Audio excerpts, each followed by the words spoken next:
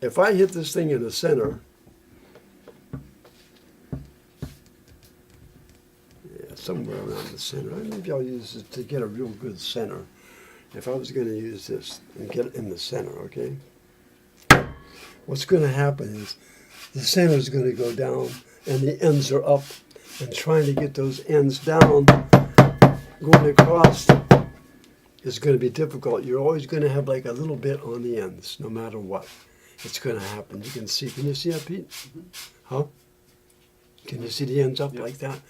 Now you can, and then after you did that, you say, okay, well, I can get those down. Of course you can. You know, you can do this. And now you got a real deal on your hands, because now you pop this up again. You still got room down here. And when you start trying to get the fret even like that, you might get lucky. But what's going to happen is, if you do them all like that, then you're probably going to end up with some kind of a stone or a flat piece of material.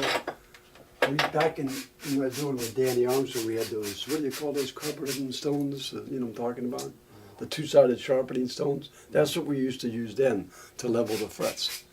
You know, guys used to come in like Eric Clapton and all those guys, and they would want to grind and polish. That's what they called it, you know, and that's really what it was too, man. Some of those jobs were that. And when you do that, and you take something like this over and even out all the frets, after you've done what I would call a bad fret job, you know, because now the ends are up, the middle's down, and you got a little bubble here, you got a little bubble here, and as you go over this whole thing with a stone to even it all out, you end up with a lot of flat spots and a lot of other stuff, and it's just a bad fret job. And I see a lot of that, where people just don't get the fingerboard right. I spend more time, I shouldn't say I do, we do. Pete does it too, Joe, we all do it here. We really spend a lot of time, and we're always working together on it too. I get Pete, after I finish one, I get Pete to look at it, he finishes one, I look at it, we all look at it and say, well, there's a little high spot there, maybe we should take a little more off over here, or whatever. No one, we all work together on that, you know. And that's a very serious thing. When I read most of these articles in Guitar Player and Bass Player magazines and all those other things that are written out there, everybody talks about tone woods and bridges and the hottest pickup, and if you use these strings, you'll do all kinds of magical things. You know, well, that's all nice, but if this fingerboard isn't right and the frets aren't right, you're in trouble. I don't care what else. You got the best tone wood in the world, and you got the best bridge. If this isn't right, no good, no good at all.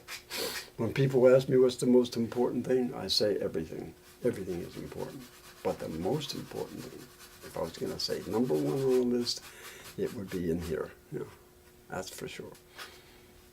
The math, all the math, and this, getting the truss rod in there right.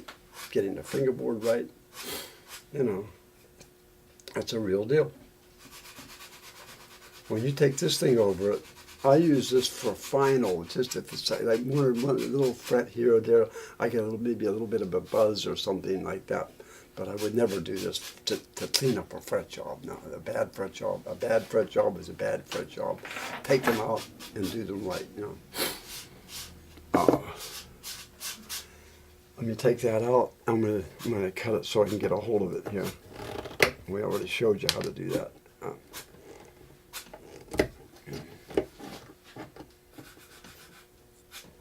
Yeah, you can even see the frets is not, when you it should come out looking really clean like that, you know, a nice even radius to it. But this one is down in the middle. You got little kinks in it because of the way I put it in.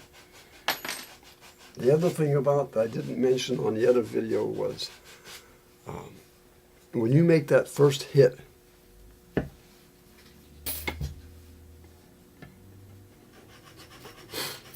which is here, if you don't see that fret, I'm going to put it in, okay? If you don't see, there's a big difference. See that? Can you see that, Pete? Mm-hmm. Like the fret is all the way down on the end. No question about it. You know, there's no bubbles on the end. When you do that, and if it doesn't do that, if you hit it that one time like that, and it doesn't go in like that, Don't stand there and go like this. Because what you're going to do is spread, you're going to make the slot bigger. And eventually it'll just start wobbling around in there. Again, every once in a while you get lucky and it's okay. But you're taking a chance when you do that. That first hit, that's it. And the other side, same way. If it doesn't go in like that, you got a problem. Don't keep pounding on it. After it's in and you got a good, you got a hit, it sits down real nice and clean like that. Yeah, then you go over it and make sure it's in there nice and solid. You know. But I think everything else, Pete, I mentioned on the other video pretty much. So I'm just gonna let that go. And another thing about taking frets out. When I take these out, you don't pull them out. You just get it started. Let me do that again, Pete. Okay? I'll just put this one in a little bit. In fact, I'll put the whole thing in the way it should be. On this end.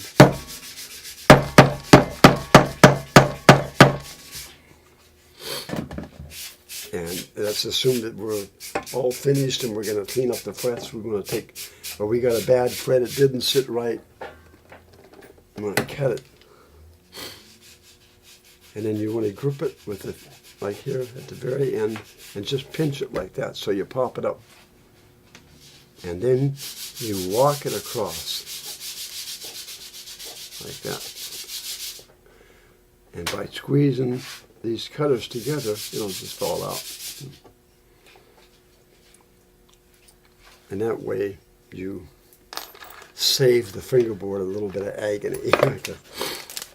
Some of those old guitars that we used to refret, we had to take the frets out. Some of those old Gibsons with a flat sawn ebony fingerboard. Yeah. If you started pulling those out, you'd be pulling half the fingerboard up with it. This way, just squeeze them out and just walk it across. It should come right out. If there is a lot of glue in there, I usually take a soldering iron, a hot soldering iron, and just like run the soldering iron along the edge, like around here on both sides, and that kind of heats up the metal and actually softens the glue. I forgot to shut my phone off. Let's put it on pause for a minute, Pete, okay?